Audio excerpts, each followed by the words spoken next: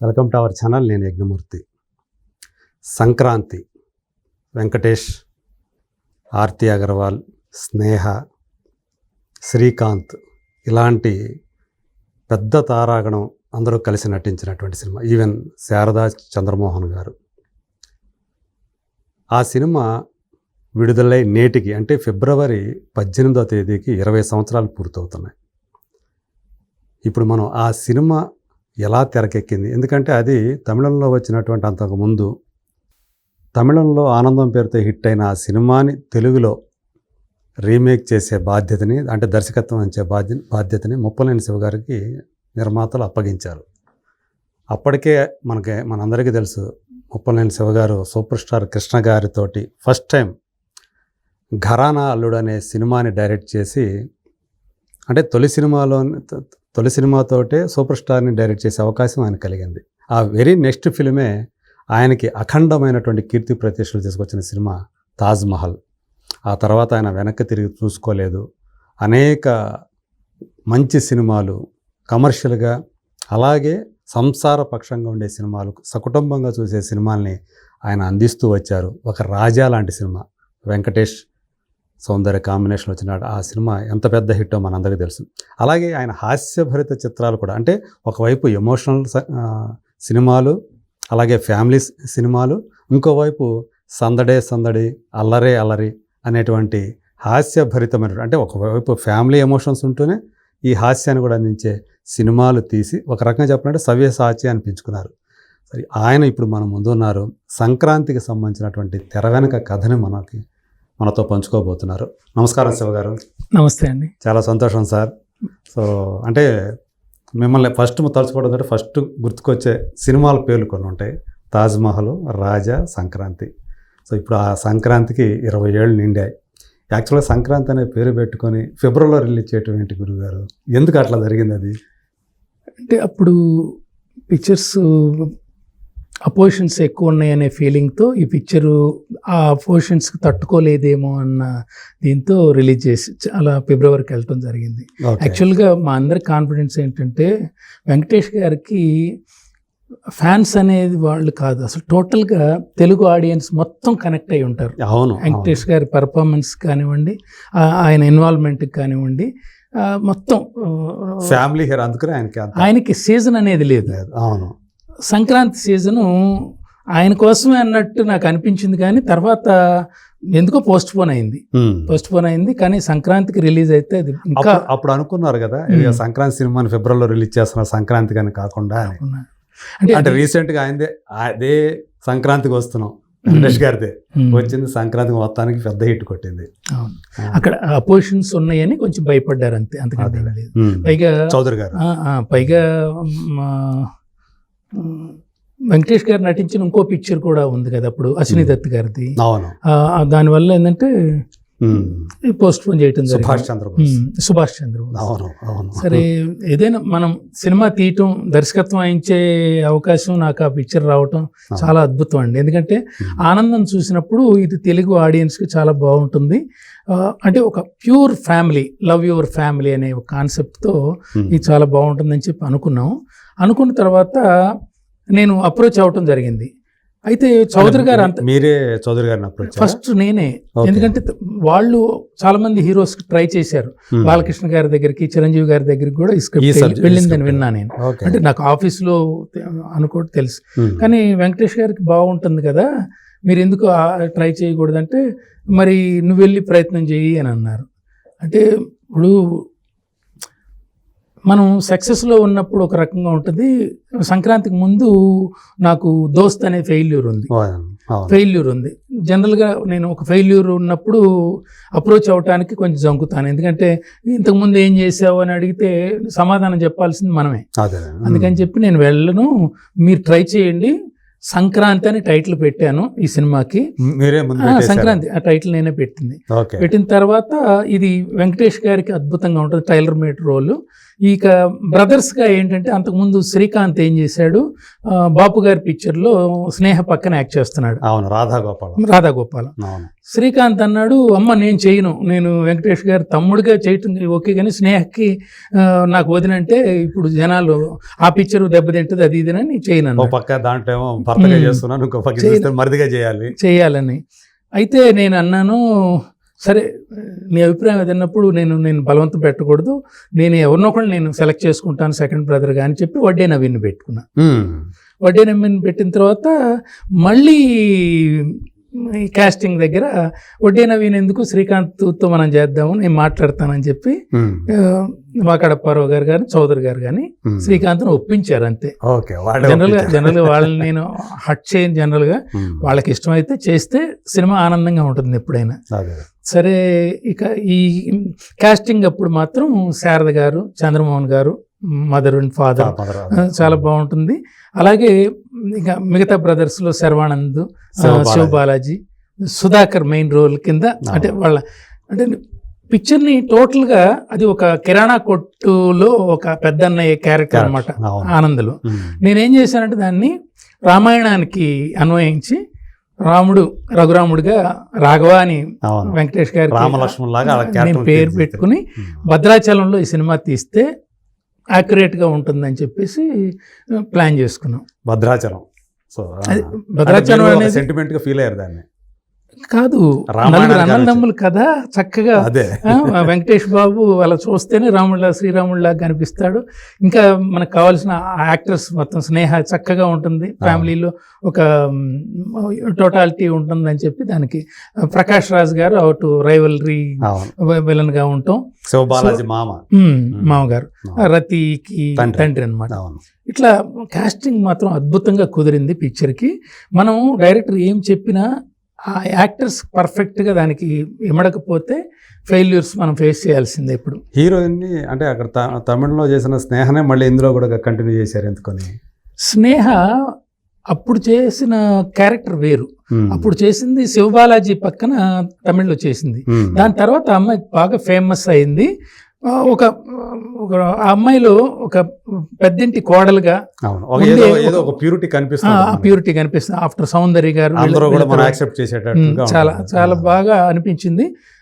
పైగా ఒక వెంకటేష్ లాంటి హీరో ఒక అమ్మాయికి తన కుటుంబం గురించి చెప్పాలంటే ఆ వినే అమ్మాయి కూడా అంత చక్కగా ఉండాలి. సో ఆ అమ్మాయి అయిన తర్వాత ఇక టోటల్గా పిక్చరు పర్చూర్ బ్రదర్స్ డైలాగ్స్ చాలా అద్భుతమైన డైలాగ్స్ పిక్చర్లో. ఎందుకంటే ఒక ప్రేమ తప్ప మరొకటి తెలియని హీరో కుటుంబాన్ని ప్రేమిస్తాడు, సొసైటీని ప్రేమిస్తాడు.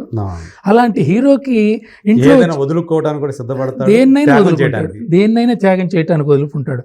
ఆ త్యాగమే అతన్ని గెలిపించింది, చివరికి కుటుంబాన్ని గెలిపించింది. ఎందుకంటే చివరిలో ప్రకాష్ రాజ్ అంటాడు, గాలిలో దీపం పెడితే నేను బాధపడాలి కానీ ఆరిపోతుందేమోనని, దేవాలయంలో గర్భగుడిలో దీపం పెడితే నా బిడ్డ దీపంగా వెలుగుతుంటే నేనెందుకు భయపడాలి, అందుకని సగర్వంగా నా కూతుర్ని మీ ఇంటికి కోడలుగా ఇస్తున్నానని చెప్పి అంతలో అద్భుతమైనటువంటి విలను ఆయనకి సరెండర్ అయిపోతాడు హీరోకి. అలాగే మంచి మంచి పాత్రలు ఉన్నాయి. అంటే కిరాణా షాపులో ప్రజలను ఎలా మోసం చేస్తున్నారు, మోసం చేసే జరిగే పరిణామాలు ఏంటి అనేది ఒక్కొక్క మాట చెప్తుంటే ప్రతి ఒక్కడు దీన్ని కల్తీ చేయటానికి కూడా ఇష్టపడనంత మంచి మంచి పాత్రలు. ఎందుకంటే కిరాణా కొట్టు అనేది కూడా మన అందరి జీవితంలో ఒక భాగం కాబట్టి మనం బాగా కనెక్ట్ అవటానికి కూడా అది అవకాశం కలిగించింది. అది కిరాణా కొట్టుతో స్టార్ట్ అయినా సూపర్ మార్కెట్తో ఎండ్ చేశాం కాబట్టి ఇప్పుడు లేటెస్ట్ దీనికి కూడా మనం అన్వయించుకోవచ్చు. ఎందుకంటే ఈ రోజు కూడా సంక్రాంతి నాకు తెలిసే 200-300 సార్లు ప్రదర్శించబడింది ఛానల్స్లో. ఇప్పుడు అది హిందీలో కూడా దాదాపు 2 కోట్ల మంది చూస్తున్నారు. ఇప్పుడు హిందీ డబ్బింగ్ వెర్షన్ 2 కోట్ల మంది చూస్తున్నారు. అంటే మంచి ఎక్కడ చెప్పినా చూస్తారు. పైగా వాళ్ళకి ఏమి south Indian films, moral support ఉన్న ఫిలిమ్స్, ఫ్యామిలీకి సపోర్ట్ ఇచ్చే ఫిలిమ్స్ అని చెప్పి దాని కింద క్యాప్షన్స్ పెడుతుంటే ఎంత ఆనందంగా ఉంటుంది. సో ఆ విధంగా చాలా చక్కటి కాస్టింగ్తో పిక్చర్ మొదలైంది. ఆ పిక్చర్కి ముందు 2-3 ఫ్లాప్స్ వచ్చినాయి మీకు, మన సంస్థకు కూడా. ఆర్బి చౌదరి గారు కూడా 2-3 ఫ్లాప్స్ వచ్చినాయి. నేను ఆ ఫైల్ తీసుకెళ్ళినప్పుడు ఆ సంఘటన మరపురాంది. వాకడప్పారావు గారు ఒక్కళ్ళే పడుకుని ఉన్నారు ఆఫీసులో. పడుకుని ఉంటే అక్కడ లైట్ వేసి చీకట్లో పడుకున్నాడు టేబుల్ మీద అట్లా ఇది లైట్ వేసి, అన్నయ్య మీకు ఎప్పటి నుంచో చెప్తున్నాను, సంక్రాంతి అనే సినిమా నేను చేశానని చెప్తున్నాను, అది ఆనందం మీరు తీసిందే, మీరు ఎందుకు ఈ పిక్చర్ ఎందుకు మొదలు పెట్టలేదు, ఇవన్నీ అడ్డం, ఇప్పుడు సోల్ పవర్ లేని సినిమాలు తీస్తే డెఫినెట్గా ఫ్లాప్స్ ఎదుర్కోవాల్సిందే. సోల్ పవర్ ఉన్న సినిమాలే ఆడతాయండి ఎప్పుడైనా, ఏదైనా కంటెంట్, అది క్రైమ్ కావచ్చు ఏదైనా కావచ్చు, అందులో ఆ పవర్ ఉండాలి, పాయింట్. సో అంటే లేదు శివ, చాలామందికి చెప్పి చూసాము, అందరు పక్కన పడేశారు అని అంటే ఇది చూడని చెప్పి, అప్పుడు సంక్రాంతి అనేది చెరుగళ్ళు పట్టుకుని వెంకటేష్ డిజైన్ గీస్తాను కదా మొదటి నుంచి, నేను పెయింటర్ని, అది పెట్టి వెంకటేష్ గారి ఫేస్ ఇదంతా పెట్టి సంక్రాంతి అని పెట్టాను. అంటే మీరే వెంకటేష్ గారిని అప్పటికే ఊహించేసేసుకొని అది నేను యాజ్ పిక్చర్ చూసినప్పుడే నేను చాలా బాగుంటుంది, రాజా తర్వాత నేను చేయలేదు, బాబుని అడుగుదామని చెప్పేసి తయారు చేసుకున్నది. సో అది చూడగానే ఒక్కసారి మీరు ఆ ఎక్స్ప్రెషన్, అప్పారావు గారు చాలా బాగుంది బ్రదరు, చాలా బాగుంది, అది ఒక్కసారి అంటే నేను వెళ్ళను, దయచేసి మీరు వెళ్ళండి, ఎందుకంటే నాది ఇప్పుడు లేటెస్ట్ పిక్చర్ ఫెయిల్యూర్ అయింది, దోస్త్ అనే పిక్చర్. కానీ యాక్చువల్గా మీరు రాజా అనే సినిమాతో ఆయన కలిసి పనిచేశారు, అది పెద్ద విజయం సాధించింది, మీరంటే ఆయనకి గౌరవం ఉండే ఉండాలా, అభిమానం ఉండే ఉండాలా, దాన్ని ఎందుకు మీరు అడగచ్చు కదా. బట్ వాళ్ళ కమిట్మెంట్స్ ఉంటాయి అన్నయ్య, కమిట్మెంట్స్ లో మధ్యలో మనం దూరటానికి ప్రయత్నం చేస్తే మన మీద ఒక రకమైన ఎవర్షన్ వస్తుంది. బాబు నేను అది చేశాను ఇది చేశానని మనం కూడా చెప్పలేదు, నేను ఆల్రెడీ కలవకుండా లేను, ఎప్పుడన్నా కలుస్తూ ఉంటాను డిస్టర్బ్ చేయకుండా. సో నువ్వు ఒకసారి ట్రై చేయొచ్చు అంటే నేను చేయలేనన్నే, మీరు సంస్థ తరపున వెళ్తే ఒక రకమైన నాకు గౌరవంగా ఉంటుంది అని అంటే, ఆయన ఎట్లా తీసుకెళ్ళాడో నాకు తెలీదు. నేను 1 వీక్ తర్వాత డైరెక్టర్గా మీ పేరు అయితే ఆయన చెప్పారు, వాళ్ళు అడిగే చెప్పి ఉంటారు కదా, ఫైల్ నేను ఇచ్చానని తెలుసు కదా, ఆ ఫైలే తీసుకెళ్ళి ఆ ఫైలే తీసుకెళ్ళి మీరు మీ ఫైల్ ఇచ్చేసి వచ్చారు ఆయనకి, వాకడప్పారావు గారికి ఇచ్చేసి వచ్చాను. వెంకటేష్ బాబు గారికి కూడా ఆ పిక్చర్ ఎంతో డెఫినెట్గా నచ్చి ఉండాలి, ఎప్పుడో అంతకుముందు చూశాడు ఆయన, చూశాడు, కాకపోతే అప్పుడు మంచి యంగ్ బ్లడ్తో వేస్తున్నాడు, మంచి వేషాలన్నీ, సాంగ్స్ అన్ని పిక్చరైజేషన్స్ అవన్నీ ఉన్నాయి కదా, సో యాక్సెప్ట్ చేయలే అప్పుడు. కొంచెం అంటే మాస్ అప్పీల్ ఉన్న సినిమాలు చేస్తున్నాడు, అంటే కమర్షియల్ సాంగ్స్ అవి చేస్తున్నాడు. ఇందులో ఆ కమర్షియాలిటీకి లేదు, అవి మనం స్కోప్ కలిగించాం కొంచెం, మెలోడియస్ గా భార్యతో ఇట్లా, ఆర్తి అగర్వాల్తో ఒక పాట, స్నేహతో ఒక పాట. ఓకే, అప్పుడు కరెక్ట్గా 1 వీక్ తర్వాత తమ్ముడు నువ్వు ఒక్కసారి అర్జెంటుగా సురేష్ బాబు గారిని కలువు అని అంటే, చెప్పారా అన్నయ్య అని అన్న. చెప్పాను, నువ్వు అర్జెంట్ కలువు ఒకసారి అన్నాడు. నేను సురేష్ ప్రొడక్షన్స్కి వెళ్ళాను, ఆఫీస్కి వెళితే ఏంటి శివ అన్నాడు ఆయన, అంటే రాజా తర్వాత పిక్చర్ చేయలేదు కదా బాబు, ఇట్లా సంక్రాంతి అని చేశాను, చౌదరి గారికి వాళ్ళకి చూపించమని చెప్పాను, మీ దాకా వచ్చిందని నాకు అప్పారావు గారు చెప్పారంటే, ఇప్పుడు సో సుభాష్ చంద్రబోస్ జరుగుతుంది, ఇప్పుడు ఫ్యామిలీ డ్రామా అంటే సడన్గా ఇబ్బంది అవుతుందేమో, ఆలోచిద్దామని నేను ఇచ్చిన ఫైల్ని మళ్ళీ నాకు ఇచ్చేసాడు. ఓకే, ఇచ్చిన ఫైల్ని మళ్ళీ నాకు ఇచ్చేసాడు. మళ్ళీ నేను బాబు తీసుకో, ఇంట్లో పడేసి మీకోసం తయారు చేసింది, నేను వేరే వాళ్ళని ఇందులో ఊహించుకోలేను, సరే అని అంటే ఓకే అని చెప్పాను అన్నారు.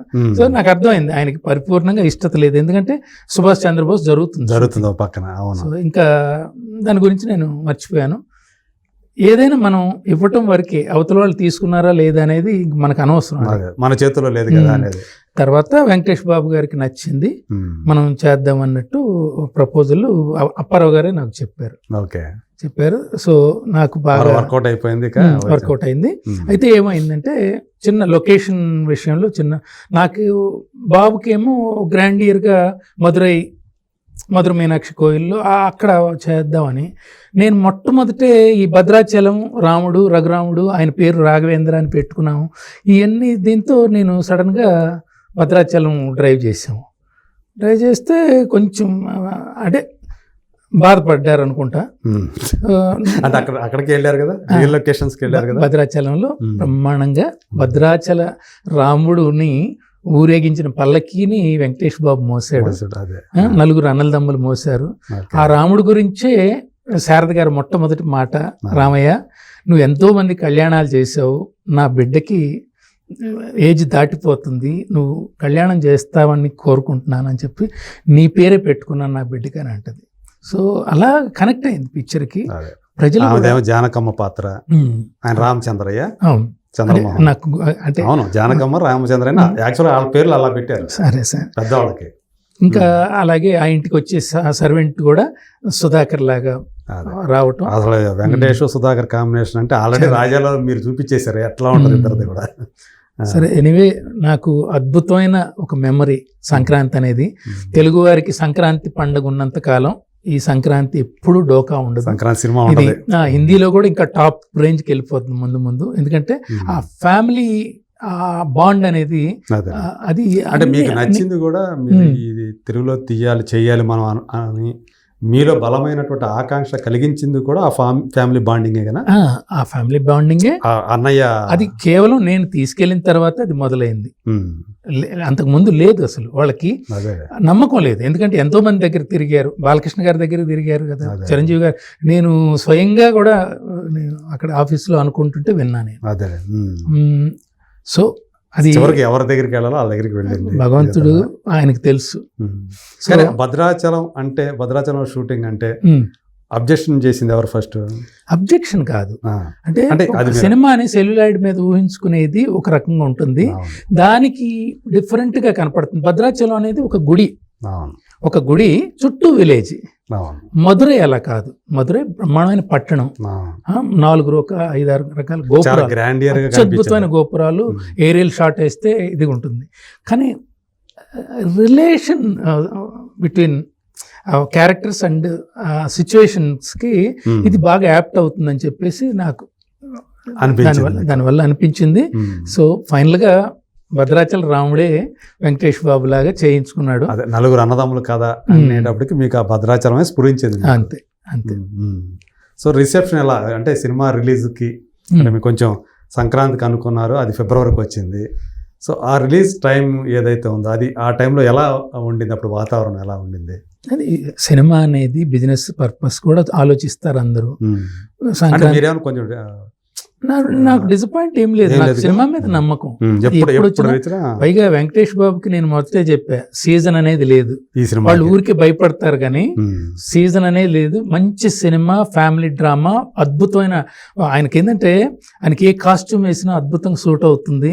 ఆ విదేశాల్లో కానీ ఏ సాంగ్స్ తీసినా కానీ చక్కగా హత్తుకున్నట్టు ఆయన ఎక్స్ప్రెషన్స్ అన్నీ ఉంటాయి. కాబట్టి ఈ పాత్రలో ఆయన లీనమై నటించాడు. కొన్ని సీన్స్ ఎంత అద్భుతంగా చేశాడంటే, శ్రీకాంత్ బీరువాలోంచి డబ్బులు తీసుకోపోతుంటే ఈ ఇంట్లో ఎవరు పడితే వాళ్ళు ఎట్టు పడితే ముట్టుకోవద్దు, డబ్బులు ముట్టుకోవద్దు అని చెప్పి అన్నప్పుడు శ్రీకాంత్ వెళ్ళి బాధపడుతుంటే తల్లి వెళ్ళి కన్సోల్ చేసి, ఎందుకురా తమ్ముడిని అంత మాట అన్నావు అని చెప్పి అన్నప్పుడు ఆయన బాధ, ఆ ఎక్స్ప్రెషన్ ఆ ఫేస్లో ఇలా కుర్చీలో కూర్చుని ఏడ్చి హాస్పిటల్కి వెళ్తాడు.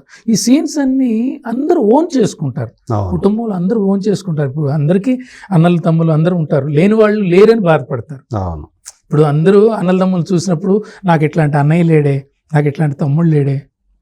అవును, ఈవెన్ ఇప్పుడు ఆర్తి అగర్వాల్ క్యారెక్టర్ మారదలు యాక్చువల్గా అంటే ఆ అమ్మాయి కూడా ఇలాంటి వాడిని వదిలేసుకున్నానని ఒక బాధ మళ్ళీ 100% ఉంది. అది కూడా చాలా అద్భుతంగా వచ్చింది. ఆర్తి అగర్వాల్ది కూడా వాళ్ళ మదర్ని ఎంట పెట్టుకుని వస్తుంది ఒక సీన్లో. ఈయన మూటలు మోస్తూ ఒక మార్కెట్లో చేస్తున్నప్పుడు వచ్చి, బావా నేను వచ్చాను, నీకోసం ఎదురు చూస్తున్నాను, అయితే చిన్న లిటిగేషన్ పెడుతుంది మా అమ్మ, నీ తమ్ముళ్ళను వదిలేస్తే మా ఇంటికి వచ్చి ఇల్లరికి వాళ్ళుడిగా సెటిల్ అవ్వచ్చు అనేటప్పుడు అప్పుడు డైలాగ్ ఉంటుంది, అద్భుతమైన డైలాగ్. ఇట్లాంటి సీన్స్ ఏంటంటే ఇంకా అంటే అప్పుడు అంతా కుటుంబంలో ఉన్న వాళ్ళందరూ కూడా తెలుగు కుటుంబాలన్నీ కూడా దాన్ని ఓన్ చేసుకున్నాను. నన్ను మర్చిపో, దట్స్ ఆల్. నా తమ్ముళ్ళని నేను వదిలేసిన జరగదు, వాళ్ళు నాతోనే ఉంటారు. ఇక నిన్ను నేను మర్చిపోయాను అంతే, వెళ్ళిపో అన్నట్టుగా ఎక్స్ప్రెషన్ చాలా బాగా. నాకు నా ఫ్యామిలీ ముఖ్యం ఉన్నది, దాన్ని వదులుకొని ఎలా వస్తాను అని చెప్పేసి. ఇంకా ఒకటి కాదు అంటే ఆ పిక్చర్లో పాటలు కానివ్వండి, ఈఎస్ మూర్తి గారు ఎక్కువ పాటలు అని గారు, నా 3 పాటలు. ఈఎస్ మూర్తి గారు అందాల శ్రీమతికి ప్లస్ మొట్టమొదట రామాలయం దగ్గర కుటుంబం మొత్తం పాడుకునే పాట ఉంటుంది. ఆ పాట 2 రాశాడు. ఎలా వచ్చినమ్మా గులాబీ వాన, ఆ పాట కూడా రాశాడు. 3 పాటలు రాశాడు. డోలీ డోలీ, తర్వాత ఏమో సీతారామ శాస్త్రి గారు డోలీ డోలీ, అట్లా భాస్కర్ భట్ల కూడా ఒక పాట రాశాడు. భాస్కర్ భట్ల గారు వచ్చేది ఉన్నట్లో చందన చీరకట్టి అని ఇంటర్వెల్ ముందు మాస్ సాంగ్ అన్నమాట. మాస్ సాంగ్ అతను రాశాడు. Anyway S A Raj Kumar music. ఇంకా రాజ్ కుమార్ గారి గురించి ఆ టైంలో మంచి ఫేమ్ లో ఉన్నాడు కదా రాజ్ కుమార్. అందులో వెంకటేష్ బాబుతో కంటిన్యూస్ హిట్స్, 5-6 హిట్స్ వరుసగా ఉన్నాయి. అందువల్ల రాజా కూడా ఆయనేనా? రాజా కూడా ఆయన, వసంతం, అవును, అట్లా సూర్యవంశం, వీటన్నిటికీ అప్పుడు ఆయనే కదా. మంచి మంచి. సో రిలీజ్ అయిన తర్వాత వచ్చినటువంటి ఆ రిసెప్షన్ ఎలా అనిపించింది మీకు? మళ్ళీ అంటే రాజా తర్వాత మళ్ళీ ఆయనతో కలిసేశారు, మళ్ళీ మీకు ఒక ఫ్లాప్ తర్వాత ఒక రకం చెప్పాలంటే దోస్త్ అనేది డిజాస్టర్, మళ్ళీ ఒక పెద్ద విజయం మళ్ళీ ఈ సినిమాతో అందుకున్నారు. మీకు మళ్ళీ ఒక మంచి పేరు తీసుకొచ్చినటువంటి సినిమా ఎలా ఉండింది అప్పుడు మీకు?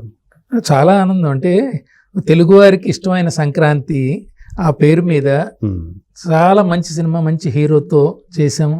అంటే ఎక్కడికి వెళ్ళాను నేను, చాలా థియేటర్స్ తిరుగుతా పిక్చర్ రిలీజ్ అయిన తర్వాత.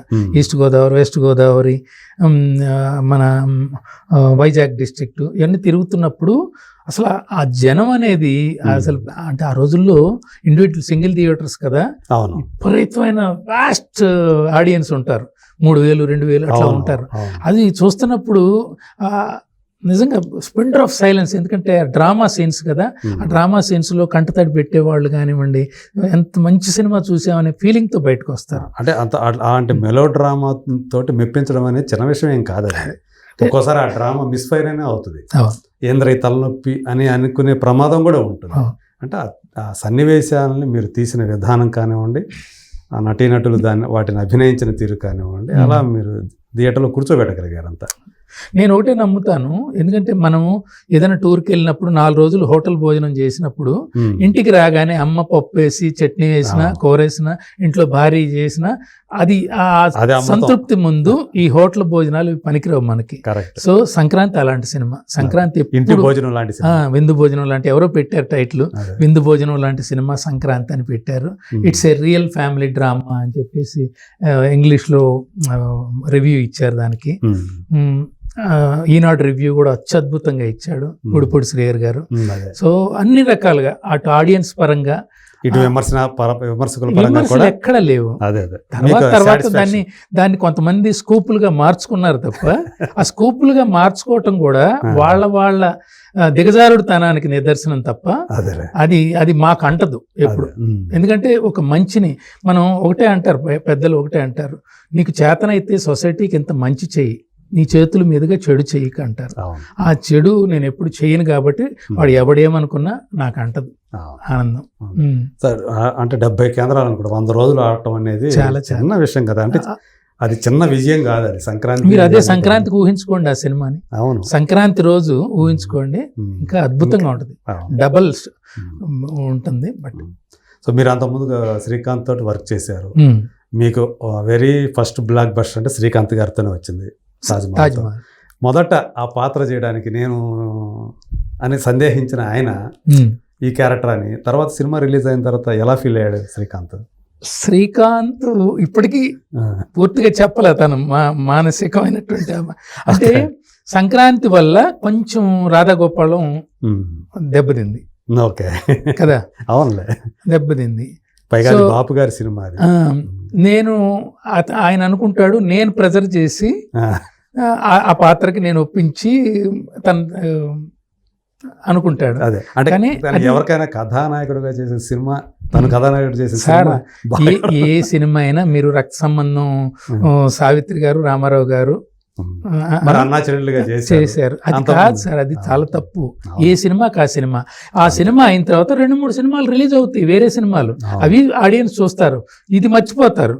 అందువల్ల ఏంటంటే తనేమో ఫస్ట్ అప్పుడు ఈ శతదినోత్సవం జరిపినప్పుడు, అర్ధశతదినోత్సవం జరిపినప్పుడు వచ్చి ఉంటాడు కదా శ్రీకాంత్ వాళ్ళ నాన్న.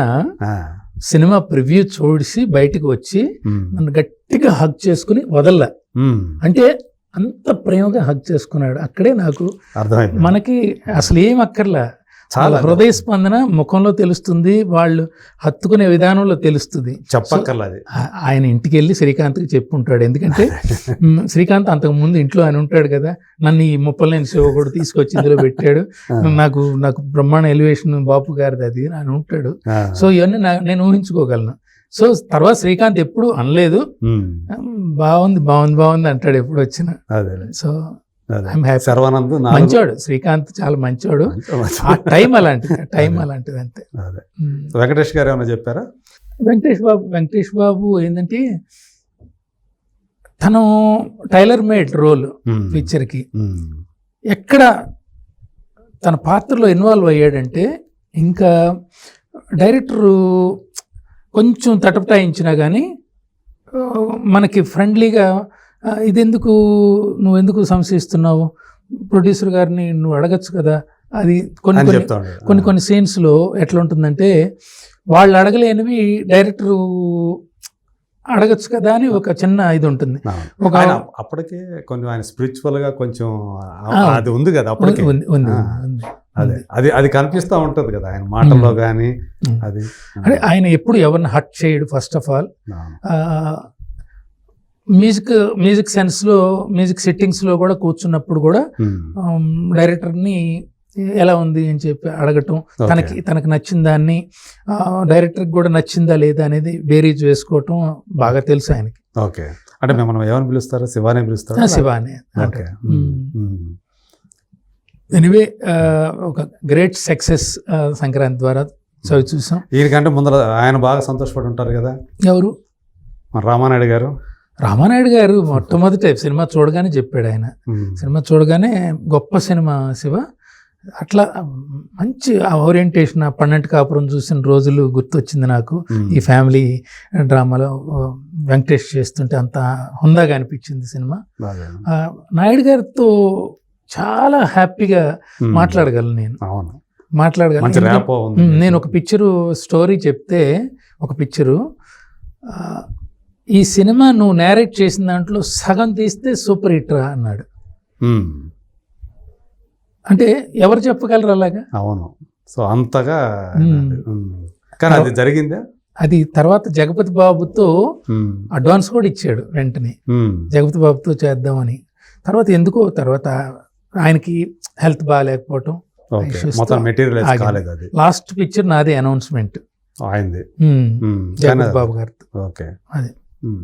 కానీ మీరు చూస్తే ఈ సంక్రాంతి లాంటి ఎంత బ్లాక్ బస్టర్ హిట్ తీసిన మీరు తర్వాత ఎందుకొని కెరీర్లో సినిమాలు ఎందుకు ఆపేసినట్టుగా సడన్గా ఆగిపోయిన ఎందుకుని అల్లరి మాత్రం తీశారు. దీని తర్వాత చూస్తే ఇంకా ఏదైనా పరిశ్రమలో మనకి సక్సెస్కి ఉన్న ఇంపార్టెన్స్ ఇంకో దానికి ఉండదు. అదే, మనం పూలమ్ము చోట కట్టెలు అమ్ముకోలేము. ఎందుకంటే మనం వెళ్ళి నేను ఈ సినిమాలు తీశాను, నాకు పిక్చర్ ఇవ్వండి అని అడగలేను. మీ దగ్గరికి నాకు తెలిసి సినిమాలు మీకు మీ దగ్గర రాకుండా ఉండవు కాదు. నేను చేసిన సినిమాల కంటే నేను డిస్కరేజ్ చేసి నేను చేయనని చెప్పిన సినిమాలే ఎక్కువ ఉన్నాయి. మీరు తిరస్కరించినవే ఎక్కువ, చాలా ఎక్కువ. ఓకే, ఉదాహరణకి వాలి సుధాకర్ బాబు అని ఒక కొనుక్కుని వచ్చాడు. సినిమా చూడగానే అజిత్ అన్నదమ్ములుగా ఇది తెలుగు వాళ్ళు చూడరు.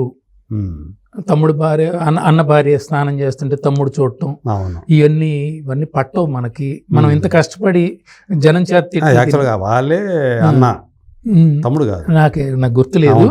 ఎవరు అన్నదమ్ముల భార్యలో ఒకళ్ళు స్నానం చేస్తారు. వాలి అంటే నెగిటివ్ కదా, వాళ్ళే పెద్ద కదా, వాలి సుగ్రీవుల్లో. అదే నాకు చాలా, నువ్వు సడన్ గా అడిగావు కాబట్టి నాకు అసలు గుర్తే లేదు.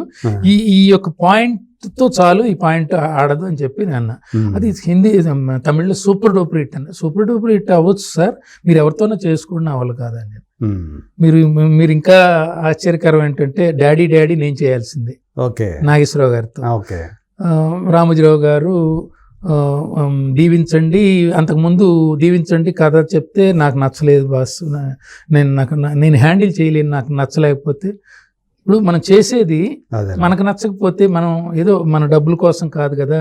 అక్కడ రామోజీరావు లాంటి లెజెండ్ ఇప్పుడు రామానాయుడు గారి పక్కన నేను సినిమా తీశానంటే నేను గర్వంగా చెప్పుకుంటా తాజ్మహల్ తీశాను. ఆర్బి చౌదరి గారి దగ్గర గర్వంగా చెప్పుకుంటే నేను సంక్రాంతి రాజా తీశానని చెప్పుకుంటా. ఒక పోకూరు బాబురావు గారి పక్కన నా పేరు చూస్తే అమ్మాయి కోసం అంతలో చక్కటి బ్యానర్లు, ఈ తరం బ్యానర్లు చేశానని చెప్పుకుంటా. నాకు ఫెయిల్యూర్స్ ఉంటాయి, కానీ కొన్ని కాన్వర్ట్ పొజిషన్స్ లో డిలే అవటం. ఇప్పుడు ఒక పిక్చర్ ని నేను మాక్సిమం 3 months 4 months కంటే నేను ఏ సినిమా తీలా. కొన్ని డిలే అవుతుంటాయి, సంవత్సరాల తరబడి డిలే అవుతుంది. అది అసలు నా పని డైరెక్ట్ చేయటం వరకే. నేను మీరు ఎందుకు చేయలేదు అని ఏ రోజు ఎవరితో గొడవ పెట్టుకున్న దాఖలాలు లేవు. నా ఇంటర్నెట్ లో మీరు చెక్ చేసుకుంటే నా గురించి ఎలాంటి నెగిటివ్ వార్త ఉండదు ఈ 40 years లో. అందువల్ల ఏంటంటే నాకు అవసరం లేదు, సొసైటీ కాదు, నా పని నా వృత్తి డైరెక్ట్ చేయటం, దాన్ని నేను నా సినిమాని సవ్యంగా తీయటం, అంతవరకు. సో ఇప్పుడు మరి తెలుగు మీరు ఎవరితో మొదలు పెట్టారో, సూపర్ స్టార్ కృష్ణ గారితో ఘరానాలుడు మొదలు పెట్టారు. తెలుగులో మీరు చివరి సినిమా సందర్భవశాత్తు కృష్ణ గారితో శ్రీశ్రీ. కృష్ణ గారు అంటే నాకు ప్రాణం. కృష్ణ గారు అంటే చిన్నతనం నుంచి మోసగాడు కానీ, పన్నెంటు కాపురం కానీ చెప్పండి అభిమానం. నేను అభిమాన్ని మాస్టర్ కిలాడి దగ్గర నుంచి నాకు చాలా ఇష్టం కృష్ణ గారి స్టైల్. అంటే మార్చేశాడు కదా ఆయన, సినిమా యొక్క గతిని మార్చేశాడు, మార్చేశాడు. అన్ని రకాల టెక్నాలజీలు మొట్టమొదటి ఇన్వెంట్ చేసింది ఆయనే. సో ఆయన మంచితనాన్ని జర్నలిస్టులుగా మీరందరూ ఎంత చక్కగా ఎలివేట్ చేశారంటే, దేవుళ్ళ లాంటి మనిషి అన్నంత మంచితనం ఆయనలో ఉంది కాబట్టి ఆ మంచితనం చూసి మీ ఇలాంటి జర్నలిస్టులు, నిజంగా జర్నలిస్టులకి ఎంతో రుణపడి ఉన్నాడు కృష్ణ గారు. ఎవరికి అంత గొప్ప మాట అనేది, దేవుళ్ళ లాంటి మనిషి అనేది రాదు. అలాంటి మనిషిని నేను ఆరాధిస్తూ కాలేజ్ డేస్లో ఉన్నప్పుడు ఫస్ట్ టైం నేను కోదండరామిరెడ్డి గారి శిష్యుణ్ణి. కోదండరామిరెడ్డి గారి శిష్యుడిని అయినప్పుడు నేను కృష్ణ గారిని ఎప్పుడు చూస్తానని తపన పడేవాడిని. ఎందుకంటే నాకు మొట్టమొదటి సినిమా చిరంజీవి గారు న్యాయం కావాలి నా ఫస్ట్ పిక్చర్. అప్పుడు ఏడీయేనా మీరు? నేను అసిస్టెంట్ డైరెక్టర్. అసిస్టెంట్ డైరెక్టర్గా జాయిన్ అయ్యాను కదా క్రాంతి కుమార్ గారి దగ్గర. దాని తర్వాత కిరాయి రౌడీలు, తర్వాత రక్త సింధూరం, అన్ని చిరంజీవి గారితో వస్తున్నాయి. కృష్ణ గారితో చేయాలని ఒక చిన్న ప్రేమ ఉంటుంది కదా, చిన్నప్పటి నుంచి ఉంది. కిరాయి కోటిగాడు అని అనౌన్స్మెంట్ అయింది. దక్కన గురుగారిని అడిగి కృష్ణ గారి దగ్గరికి వెళ్తానండి అన్న. ఆ రోజు నుంచి కృష్ణ గారికి నేను బాగా గుర్తు. ఎందుకంటే నేను బొమ్మలు గీసేవాడిని, ఆర్ట్ డిపార్ట్మెంట్, కృష్ణ గారి మీద ప్రేమ కదా. ఆ పూలు సెలక్షన్ లో కానీ, ఏదైనా నమస్తే సుస్వాగతం, ఇవన్నీ పాటలు, ఇవన్నీ సిచ్యువేషన్స్ బ్రహ్మాండంగా ఉంటాయి కిరాయి. సో ఆయన బెల్ట్ ఇక్కడ కట్టుకుంటాడు, దాంట్లో కొత్తగా కాస్ట్యూమ్ సెలక్షన్ లో కానీ, ఈ షర్ట్ కాదు ఈ షర్ట్. మాధవరావు గారు నాకు బాగా ఫ్రెండ్ అయ్యాడు. ఇట్లా ఉంటే ఈ క్యారెక్టర్ బాగుంటుంది, క్యారెక్టర్ బాగుంటుంది మాధవరావు గారు అంటే వెంటనే బ్రహ్మాండంగా చేసేవాడు. ఆ రోజు కాస్ట్యూమ్స్ కృష్ణ అనమాట. కృష్ణ గారితో కూడా మంచి సన్నిహితం ఉండేది. సో అలాంటి కృష్ణ గారిని చూసినప్పుడు చిట్ట చివరికి వచ్చేటప్పటికి జనం అంతా ఈయన మహేష్ బాబు తండ్రి, మహేష్ బాబు నాన్న, మహేష్ బాబు నాన్న, అది ఇది అని అంటే నాకు ఒక రకమైన ఈ వ్యక్తితో ఒక్క హిట్ కొడితే నా జన్మ ధన్యం అవుతుంది కదా అని చెప్పేసి నాకు వచ్చిన ప్రొడ్యూసర్స్తో చెప్పాను అనమాట. చెప్తే వాళ్ళకు కూడా ప్రేమ కదా కృష్ణ గారు అంటే. మరి ఆయన మోకాళ్ళు నడవలేని పరిస్థితిలో ఉన్నాడు. ఆ పిక్చర్లో ముగ్గురిని చంపాలి క్రిమినల్స్, తన బిడ్డని చేసి వాళ్ళు హట్ చేసి చంపేస్తారనమాట. అలాంటి క్యారెక్టర్ అంటే కృష్ణ గారికి మాస్ అప్పీల్ ఉంటుంది. కొంచెం మనం ట్రైనింగ్ ఇచ్చేద్దాం, గెటప్ అంతా మార్చేద్దాం అని చెప్పేసి ఆయనకి ఈ గడ్డం ఎంత పెట్టేసి white and white retired judge లాగా ఒక పాత్ర ఇచ్చేసుకుని, నాకు మరాఠీలో ఒక పిక్చర్ చూశాను, దాన్ని ఇంకో కాన్సెప్ట్ రెండు మ్యాచ్ చేసి చేసాం. ఈ రోజుకి ఆ పిక్చర్ చూసిన వాళ్ళు కంట తడి పెట్టుకుని వాళ్ళు ఉండరు. నా దురదృష్టం ఆ టైంలో కరెక్ట్గా మహేష్ బాబుది బ్రహ్మోత్సవం వచ్చి శ్రీశ్రీ మీద పడిపోయింది వారం గ్యాప్లు. నాకు నమ్మకం ఎప్పటికైనా కృష్ణ గారికి ఆ సినిమా వండర్ఫుల్ ఫిలిం. ఎందుకంటే ప్రేమగా చేసింది, నా అభిమాన హీరో, ప్రేమగా చేశాను. 100% బాగుంటుంది శ్రీశ్రీ అనేది. డైలాగ్స్ కూడా బాగుంటాయి పిక్చర్లు. మరి ఆయన మోకాళ్ళ నొప్పులతో మొత్తం ఆయన అసలు నువ్వు నన్ను ఈ రోజున హీరోగా ఎట్లా యాక్సెప్ట్ చేసి వచ్చావు నాకు అని అన్నాడు. గొంతు లేదు, 2 మోకాళ్ళు ఇట్లా ఇట్లా ఇట్లా ఇట్లా ఇట్లా ఇట్లా ఇట్లా నడుచుకుంటూ వెళ్తుంటే కాదు, మిమ్మల్ని మహేష్ బాబు ఫాదర్ అంటే నాకు నచ్చదు, మీరు సూపర్ స్టార్ కృష్ణే, మీరు సూపర్ స్టార్ కృష్ణే. మీ డాన్సులకు పరవశించిపోయారు జనాలు, మీ మాటలకి అసలు మంత్రముగ్ధులు అయిపోయారు, మీరు ఉండాల్సిందే అని చెప్పి చేసుకున్నాం. ఆయన కూడా ఎంతో గొప్పగా ఈ వోకల్ రిపేర్స్ అన్ని చేసుకుని మళ్ళీ తన గొంతు తనకు వచ్చేటట్టు శ్రీ శ్రీ అంటాడు కదా, అట్లా చేసుకున్నాడు. అలాగే మోకాళ్ళకి కూడా మంచి కేర్ తీసుకుని నడిచే విధంగా చేసుకున్నాడు. అప్పటికి కొంచెం సినిమాలో కనపడుతుంది, మేనేజ్ చేసినట్టు ఉంటుంది. బట్ నేను అనుకున్నది నేను తీయగలిగాను. ప్రేక్షకులు ఎలా రిసీవ్ చేసుకున్నారు అనేది సినిమా చూస్తే కదా. ఇప్పుడు టికెట్ కొని రాకపోవచ్చు ప్రేక్షకులు, రేపు తెర మీద వెండి తెర మీద వచ్చి పిక్చర్ కంటే బుల్లి తెర మీద వచ్చే పిక్చర్ చూస్తారు వాళ్ళు, కృష్ణ గారి మీద అభిమానంతో చూస్తారు. అందువల్ల నాకు ఆ నమ్మకం ఉంది. మంచి ఎప్పుడైనా తప్పకుండా చూస్తారు, శ్రీశ్రీ అనే సినిమాని తప్పకుండా చూస్తారు. ఎందుకంటే ఈ రోజున మనం ఎంత మంచి సొసైటీకి చేస్తే అది ముందు ముందు ముందు ముందు తెలిసే కొంది చాలా ప్రబలం అవుతుంది. ఎందుకంటే అమ్మాయి కోసం అనే సినిమాని ఈ రోజు 16 కోట్ల మంది చూస్తున్నారు హిందీలో, అమ్మాయి కోసం. రాజా 8 కోట్ల మంది చూస్తున్నారు. సంక్రాంతి 2 కోట్లు దాటిపోయారు ఇప్పటికి, అంటే లేటెస్ట్ గా చేశారు, ఈ మధ్య చేశారు. ఇంకోటి కూడా ఏదో ఉంది, నీ ప్రేమకై కూడా వెళ్తుందని విన్నాను. 4 పిక్చర్లు ఇప్పుడు ఉన్నాయి ఆల్రెడీ ఆన్లైన్ లో. మీరు దానిలో ఉండే బ్లెస్సింగ్స్ చూడండి, జన్మ ధన్యం అయిపోద్ది. అంటే ఈ సినిమా గురించి వాళ్ళు మాట్లాడిన మాటలు, సౌత్ లో సెంటిమెంట్ ఎంత బలంగా ఉంది. ఆ సినిమా చూసిన వాళ్ళు కామెంట్ రూపంలో పంచుకున్నారు. కామెంట్సే కదా, అవును, కామెంట్స్. ఏ సినిమాకైనా కామెంట్స్ లో చూస్తే తెలిసిపోతుంది. సినిమా ఆడిన దానికి కామెంట్స్ లో క్లియర్ కట్ గా తెలుస్తుంది. అందువల్ల హ్యాపీ, ఐఎమ్ వెరీ హ్యాపీ. నాకు సినిమా లేదని రిగ్రెట్ లేదు. శ్రీశ్రీ తర్వాత మీకు తెలుగులో ఏమైనా వచ్చినాయా, ఎవరన్నా చేయమని? నేను అప్రోచ్ అవ్వనండి. అదే, నేను మిమ్మల్ని ఎవరన్నా అప్రోచ్ కాలేదా అంటున్నా. అంటే ఫెయిల్యూర్లో ఎవరు అప్రోచ్ కారండి. ప్రయత్నం చేయాలి. మంచి కాన్సెప్ట్లు నా దగ్గర ఉన్నాయి, నా దగ్గర బ్రహ్మాండమైన కాన్సెప్ట్లు ఉన్నాయి. రీమేక్స్ కూడా ఉన్నాయి, మంచి రీమేక్స్. అంటే మీరు ఎక్కువ రీమేక్స్ తోటి ఎక్కువ విజయాలు సాధించారు. రీమేక్స్ తోటి రాలేదు అన్నయ్య, నేను రీమేక్స్ తో రాలేదు. నాకు రాజా అనే అద్భుతమైన సినిమా వల్ల రీమేక్ డైరెక్టర్ అని మంచి పేరు వచ్చింది. ఎందుకంటే మీరు రాజా చూడండి, ఒరిజినల్ ఉన్నడెత్తే ఎన్నే కొడితే అని చూడండి, మీకు చాలా తేడా కనపడుతుంది. ఫ్రేమ్ బ్యూటీ కానీ మొత్తం తేడా కనపడుతుంది. పెద్ద విజయం రాజా, పెద్ద హిట్ కదా మరి, అసలు ట్రెమెండస్ సక్సెస్. మీరు చేసిన అన్ని సినిమాల్లోకి వెళ్ళాకలా రాజానే బ్లాక్ బస్టర్ అంటే రాజా తర్వాత సంక్రాంతి తర్వాత తాజ్ మహల్ తర్వాత సందడి అంటే గ్రాఫ్ ప్రకారం, తర్వాత అమ్మాయి కోసం, కమర్షియల్ ప్రియ, కోరుకున్న ప్రియుడు, ఘరానాలుడు, ఇట్లా అట్లా ఉంటుంది. మీరు ఫస్ట్ లో చిరంజీవి సినిమాలు కానీ ఏడీగా చేశారు కదా, చిరంజీవి గారితో ఎప్పుడు అవకాశం బాగా మాస్ గా ఎదిగిన తర్వాత, నేను గురుగారి దగ్గర కోదండరామరెడ్డి గారి దగ్గర పనిచేసినప్పుడు చిరంజీవి గారి ఇంటికి వెళ్ళా. ఒక 7 ఏళ్ళు పనిచేసిన తర్వాత చిరంజీవి గారి ఇంటికి వెళ్ళా. సార్, నేను ఒకటి మిడ్లాండ్ లో ఒక పిక్చర్ చూశాను, రొమాన్సింగ్ ద స్టోన్. అవును, రొమాన్సింగ్ ద స్టోన్. ఆ పిక్చర్ మీకైతే చాలా బాగుంటుందండి, అడ్వెంచర్ ఉంటుంది, అది ఇదేనన్న. అంటే శ్రీదేవిని పెట్టుకుని వెళ్ళాను, ఫోటోగ్రాఫ్స్ వాళ్ళిద్దరు డిజైన్ చేసుకుని, విశ్వ విజేత అని ఒక అంటే అపరాధ పరిశోధకు నవల్స్ లాగా అది పెట్టుకున్నాం, డిటెక్టివ్ మిస్టరీ లాగా పెట్టుకుంటే బాగుంది, డిజైన్ బాగుంది. కాకపోతే నేను చేసే పిక్చర్లు వరుసగా, అంటే ఆ రోజుల్లో ఆయన 6-7 కమిట్మెంట్స్ ఉండేవి. ఇక అంటే నాకు కూడా అనిపించింది, ఆయన ఉండే స్పీడు, ఆయన ఉండే మాస్ అప్పీల్తో నేను ఫ్యామిలీ అంటే నాకు ఆ రిలేషన్స్ అవి చూపించడం ఇష్టం. సో ఆయన సంశయిస్తున్నాడులే అని చెప్పి నేను తర్వాత కలవాలి యాక్చువల్గా. ఓకే, అట్లా జరగలేదు అనమాట. మా గురుగారి దగ్గరే కదా 4 పిక్చర్లు వరుసగా చిరంజీవి గారు చేశారు కాబట్టి మీరేంటో ఆయన స్పష్టంగా ఎదురుగానే చూసారు. ఏంటో ఆయనకి తెలియదు కానీ ఆయన దగ్గర నేను పనిచేశానని అంటే ఆయనకి తెలుసు. 4 సినిమాలు చేసినప్పుడు ఖచ్చితంగా ఆయనకి మంచి జ్ఞాపక శక్తి అని నాకు తెలుసు. ఆయనకు అదే వెరీ, కాకపోతే కొన్ని జరగవు కదా ఒక్కోసారి, అట్లాంటిది జరగలేదు. మనకు ఆ ప్రాప్తం లేదు.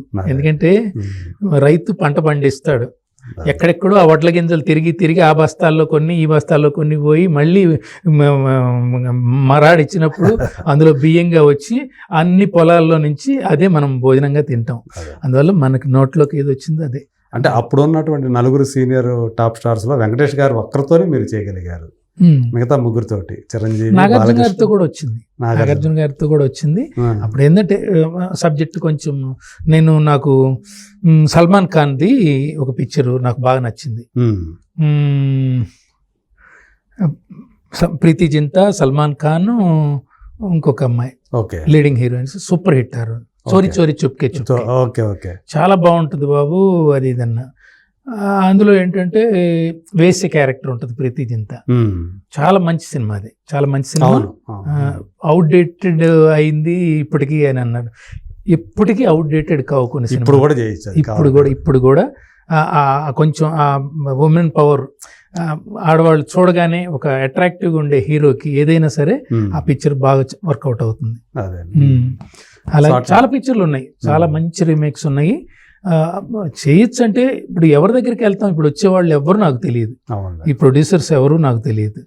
వాళ్ళు అంతకుముందు ఉన్న వాళ్ళు బాబురావు గారు సినిమాలు తీయట్లేదు, ఆర్బి చౌదరి గారు తీయట్లేదు, రామనాయుడు గారు లేరు. అందువల్ల ఏంటంటే దాని గురించి మనం బాధపడాల్సిన అవసరం లేదు. బాలయ్యతో ఎప్పుడు రాలేదా? బాలయ్య బాబుతో శుభలేఖలు మనం రామకృష్ణ సినీ స్టూడియోలో చేశాం కదా. అవును. అప్పుడు అడిగాడు, శివ మన ఇద్దరం కలిసి పనిచేయాలి అన్నాడు. ఓపెనింగ్ ఏమైనా వచ్చారా? వచ్చారు. చంద్రబాబు నాయుడు గారు, అందరూ కుటుంబ సభ్యులందరూ వచ్చారు, అన్నదమ్ములు అందరూ వచ్చారు, బాలయ్య గారు అందరూ వచ్చారు. అంటే నా జీవితంలో ఒక అద్భుతమైన అనుభవాలు చాలా ఉన్నాయి. బాలయ్య బాబు స్వయంగా ప్రివ్యూ జరుగుతున్నప్పుడు మన శుభలేఖ సాంగ్ ప్రొజెక్షన్ జరుగుతుంది. దాంతో పాటు అందాల ఆడబొమ్మ అని ఒక పిక్చర్ ఉంది, అది సమరసింహారెడ్డి. ఆ పాటలు శుభలేఖలు రెండు మిక్స్ చేసి ఆ రోజు వేసారనమాట. ఆయన స్వయంగా అన్నమాట, శివగారు మనం కలిసి చేద్దాం అని. అంటే నేనేమంటానంటే శుభలేఖలు యావరేజ్గా పోయింది, తర్వాత నేను కలవలా. కలిసిన వాళ్ళ ఒపీనియన్ నాకు తెలిసిపోద్ది కదా. అంటే నాకు అర్థం మీరు ఇదంతా మీతో మాట్లాడదంటే మీకు కొంచెం ఏదైనా కనుక ఒక ఫెయిల్యూర్ కనుక వచ్చిందంటే మీరే వెళ్ళటానికి సంశయిస్తుంటారు. అంతే కదా, ఫెయిల్యూర్ అయిందని వచ్చారా అని అంటారు. అందువని నేను కొంతమంది డైరెక్ట్ అయితే అసలు ఇవన్నీ ఏం పట్టించుకోకుండా సక్సెస్ లో కూడా వెళ్ళాల. నేను గుర్తుపెట్టుకోండి, సక్సెస్ లో కూడా ఎవరి దగ్గరికి వెళ్ళాల. నా దగ్గరికి ఏం వస్తే అవే చేశాను, అంతే. ప్రామిస్. నాకు ఇప్పుడు అలాంటి ఒక విధానాన్ని మీరు ఫాలో అయ్యారు. అంతే. నేను ఒకటే అనుకుంటాను, మన ప్రాప్తం ఉన్నంత వరకు మనం సినిమాలు చేసుకుంటూ వెళ్తాం. గురుగారు కూడా అంతే అనుకుంటారు. ఎవరి దగ్గరికి రామరెడ్డి గారు కూడా ఆయనతో మనం అసలు పోలిక కాదు. అసలు బ్రహ్మాండమైన మనిషి ఆయన.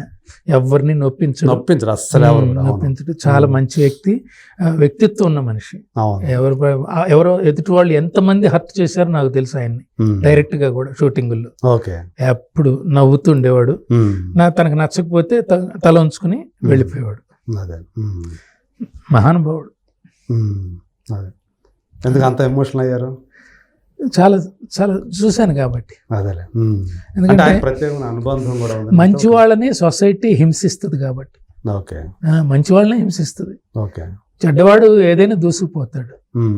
ఎందుకంటే ఆయన ఎన్ని గొప్ప సినిమాలండి, ఎన్ని గొప్ప సినిమాలు.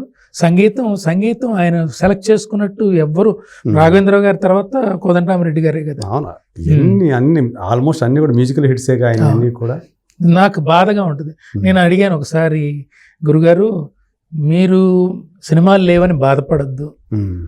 ఆయన బాధపడ్డు, ఏంటి శివ ఇట్లా ఉంది అని అంటే, మీరెందుకు బాధపడతారు? మీరు స్వర్ణయుగాన్ని చూశారు, మీరు స్వర్ణయుగం చూశారు. మొత్తం నిర్మాతలంతా క్యూ కొట్టి ప్రసాద్ అక్కడ విజయ గార్డెన్స్ లో అందరూ నెక్స్ట్ పిక్చరు సాంగ్స్. చక్రవర్తి గారు, మేమంతా కీరవాణి గారు చక్రవర్తి గారు దగ్గర అసిస్టెంట్ గా చేసేవాడు ఆ రోజున. మేమంతా చెట్ల కింద కూర్చునేవాళ్ళం కీరవాణి గారు అసిస్టెంట్ గా చేసినప్పుడు. ఇవన్నీ నేను చూసినవాడిని కాబట్టి మంచి పొజిషన్. కొంతమంది వెళ్తున్నప్పుడు నేను కీరవాణి గారిని కూడా ఏ రోజు నేను సినిమా అడగలే వెళ్ళి, ఎందుకంటే బాగా ఫ్రెండ్లీగా ఉండేవాడు నాతో. ఎందుకంటే మనకి నిర్మాత ఎవరినైతే ప్రొవైడ్ చేస్తాడో, ఇప్పుడు నాకు రామనాయుడు గారు శ్రీలేఖని ఇచ్చారు, శ్రీలేఖ తాజ్మహల్ ఇచ్చాడు. నేను ఒకటే అన్నా, ఎందుకు సెలెక్ట్ చేశారు మామూలుగా? ఆ అమ్మాయి అంటే రామనాయుడు గారి సెలక్షన్, రామనాయుడు గారి సెలక్షన్ తాజ్మహల్. నేను ఎన్నెన్నో ఊహించుకుని వచ్చాను సార్, మ్యూజిక్ డైరెక్టర్గా అమ్మాయిని ఎందుకు సెలెక్ట్ చేశారని అన్నా. అంటే అమ్మాయి నాన్నగారు ఫెయిల్ అవ్వచ్చు, ఇంకొకటి ఏదో చేశారు, దాసరి గారితో ఇంకో పిక్చర్ చేశారు, కొండపల్లి రత్న చేశారు. కానీ ఒక ఒక రకమైన చేయాలనే కుతూహలం ఉంది బాబు అని అంటే, సరే ఆ అమ్మాయి దగ్గరికి వెళ్తే ఆ అమ్మాయి ఏముంటుంది, నాయుడు గారు సెలెక్ట్ చేశారు ట్యూన్స్ అని అంటుంది. కాదమ్మా అసలు ఏంటి, నాకు ఆ ట్యూన్స్ చెప్పు ఒకసారి, డైరెక్టర్కి తెలియాలి కదా, కథ ప్రకారం ఆ కథని ఎలివేట్ చేసి పాటలు రావాలి, పాటలు రానప్పుడు సినిమా చతికిల పడుతుంది, నాకు చెప్పు అని అంటే 6 పాటలు వినిపించింది. ఇవి నాయుడు గారు సెలెక్ట్ చేశారని. నాకొద్దు తల్లి, నాకొద్దు, బావుర్మని ఏడ్చింది ఆ రోజున. అంటే ఇవి అంటే శివకి ఇష్టం లేదు అనుకుంటారు తప్ప, అదే ఎందుకు మాట అన్నారు అనేది. ఎందుకంటే నేను కమర్షియల్ డైరెక్టర్ దగ్గర నుంచి వచ్చా, పాటలు ఎలా చేసుకోవాలో నాకు తెలుసు, ఆ డ్రామాకి అనుగుణంగా మంచి డ్రామా తీయగలను. నువ్వు ఎలాంటి డ్రామా సీన్స్ అయినా ఇవ్వండి, నేను అరక్షణంలో నేను ఒక కంపోజ్ చేసుకుని నేను తీయగలను. అది అనవసరంగా రీమేక్ అనే ముద్ర నా మీద అనవసరంగా వేశారు నాకు. ఏంటంటే ఆ పిక్చర్లు 2-3 పిక్చర్లు అట్లా ఆడటం వల్ల, మిగతా వాటిలో సరైన కాస్టింగ్ లేకపోవటం వల్ల అట్లా ఫెయిల్యూర్ అయి ఉండొచ్చు. నేను మొట్టమొదటి చెప్పా, కాస్టింగ్ అనేది సినిమాకి ప్రాణం. పర్ఫార్మెన్స్ చేసే యాక్టర్నే చూస్తారు, డైరెక్టర్ని ఎవడు చూడ్డు. అందువల్ల అమ్మ ఇలా కాదు, కీరవాణి గారు ఎట్లా చేస్తారో అలా నువ్వు చెయ్యి. అప్పుడు నాకు ఈ పాటలు అయితే నచ్చలేదు. ఎందుకంటే నువ్వేమనుకున్నావు, తాజ్మహల్ అనగానే ఎవడో టీవీల ముందు కూర్చుని ఇలాగ పాటలు పాడుకుంటూ ఉంటారు అర్ధరాత్రి కాడ, అట్లాంటి పాటలు నాకు వద్దు. ఇది క్లాసిక్ కాదు, ఇది కమర్షియల్ ఫిలిం తాజ్మహల్ అనేది.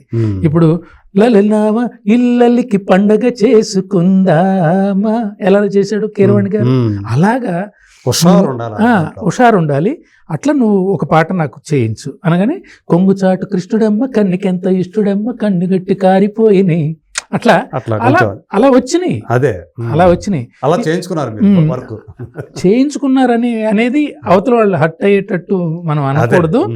నువ్వు అట్లా కాదు, ఈ బాటలో రా, ఈ బాటలో వస్తే నీకు సక్సెస్ వస్తుంది, నాకు సక్సెస్ వస్తుంది, లేదంటే చాలా కష్టం. నీకు కూడా ఫ్యూచర్ ఉండాలి కదా. నా వెనక ఫ్యామిలీ ఉంటుందండి. నేను ఎన్ని సంవత్సరాలు ఫైల్ పుచ్చుకుని తిరిగాను, నా హ్యాండ్ రైటింగ్ ని ఎంతమంది మెచ్చుకున్నారు. డివి నరసరాజు గారు కానీ, ఆత్రేయ గారు అనుబంధం సినిమాలో రాస్తుంటే ముత్యాల్లాగా ఉన్నాయి రాని అక్షరాలు అనేవాడు. అనుబంధం సినిమా పనిచేశారు మీరు? అన్నయ్య నేను పనిచేయని సినిమా లేదు ఆ రోజుల్లో, ఒక పెద్ద ఎన్టీఆర్ తప్ప. నాకు అందరితో పనిచేసి, కమల్ హాసన్, శ్రీదేవి, శోభన్ బాబుతో 3 సినిమాలు పనిచేశా, కృష్ణ గారితో 3 సినిమాలు పనిచేశా, అట్లాగా వరుస అందరితో పనిచేశా. చంద్రమోహన్ గారు, అలాగే ఒక రామారావు గారితోనే, ఓన్లీ రామారావు గారితోనే చేయలేను. శ్రీదేవి, జయప్రద అందరితో చేశాను కదా. శ్రీదేవి గారితో 3 సినిమాలు, ఒక రాధా ఇద్దరు కృష్ణులు, కాగడ, కిరాయి కోటిగాడు, ఇవన్నీ పనిచేశారు. సో నాకు ఎంత హ్యాపీనెస్ అంటే వీళ్ళందరితో, అసలు ఫస్ట్ జనరేషన్తో నాకు కడుపు నిండిపోయిందండి. తర్వాత సినిమా డైరెక్ట్ చేస్తే ఎంత, చేయకపోతే ఎంత. అసలు వాళ్ళు కథ వినే విధానం, ఆ మ్యూజిక్ సెట్ చేసుకునే విధానం, ఆ సిచ్యువేషన్స్కి ఆ మ్యూజిక్ డైరెక్టర్స్ కానీ ఆ సింగర్స్కి కానీ ఉండే అనుబంధం, అవన్నీ నేను కళ్ళారు చూసిన వాడిని. మీ జర్నలిస్టుల సోదరులతో వాళ్ళకున్న అనుబంధం, ఆ పాత జనరేషన్తో, అవన్నీ చూసిన తర్వాత ఇప్పుడున్నది నథింగ్ అన్న నా దృష్టిలో. నథింగ్, ఏమి లేదు, గారడి, ఇదంతా గారడి, ఎవరికి సంబంధాలు లేవు. ఈ వ్యాన్లు వచ్చిన తర్వాత ఇంకా చాలా ఇదైపోయింది. ఎట్లా ఎంత అందమైన రోజులు చూసాము, చెట్ల కింద కూర్చొని, శోభన్ బాబు ఒక ఫ్యాన్ పెట్టుకుని ఇలా కూర్చుంటే, కృష్ణ గారు అక్కడ కూర్చుని అటు నుంచి అమితాబ్ బచ్చన్ వచ్చి వాళ్ళ మధ్య కూర్చుని అందాకానుండి జరిగేటప్పుడు, ఇవన్నీ చూసినాక ఇవి నథింగ్ కదండి. ఎవరికి కనపడ్డు ఈ రోజుల్లో, ఎవరికి కనపడరు. ఎవరు ఆ టైం వచ్చినప్పుడు ఆ వ్యాన్ లోంచి దిగుతారు, ఆ షార్ట్ చేస్తారు, మళ్ళీ వెళ్ళి కూర్చుంటారు. అవన్నీ వేరే ఏమి ఉండవు. అంటే రిలేషన్షిప్స్ అనేవి లేవు. నథింగ్ అండి, నథింగ్ ఏమి లేదు. అంటే మనుషుల్ని క్యారవాన్లని దూరం పెంచేసినట్టే అనిపించదు. అసలు క్యారవాన్లు అంటే వాళ్ళు అనుకోవటం ఏంటంటే హీట్ పెరిగిపోయింది అది ఇది అని అనుకుంటారు. ఒక టెంట్ వేస్తే అయిపోతుంది బాడీ అంతా కూడా, దాన్ని డీజిల్ పోసేవాడు, అవన్నీ వాటిని మెయింటైన్ చేసే వాళ్ళు రోజు ఎన్ని రకాలుగా మాట్లాడుకుంటారో అవన్నీ మాకు తెలుసు. అందువల్ల ఏంటంటే అవన్నీ ఎవరిని అనే పరిస్థితి లేదు ఈ రోజున. నిర్మాత అనే వాళ్ళకి వాల్యూయే లేదు. ఎవరో ఒకళ్ళిద్దరు అనుకుంటారు వాళ్ళ చేతుల్లో కూడా ఒక్కోసారి అలా దాటిపోతుంది. ఎవరి చేతుల్లో ఏం లేదు. ఈ వెండితెర నాది అనుకునేది ఎవరు, వెండితెర మీద ఎవరు నిలబడలే. ఎన్ని చూసింది వెండితెర ఉగ్ర రూపాలు చూసింది, తలలు నరుక్కోవటం చూసింది, వరద ఉప్పెళ్ళు ముంచటం చూసింది, మొత్తం అణుయుద్ధాలు చూసింది వెండితెర. వెండితెర చూడండి ఏది లేదు. కానీ అది నిర్మలంగా ప్రశాంతంగా తెల్లగా ఉంటుంది ఎప్పుడు. సో అవన్నీ చూసినవాడిని కనుక నాకేమీ రిగ్రెట్ ఏం లేదు, నాకు సినిమాలు లేవని కూడా లేదు.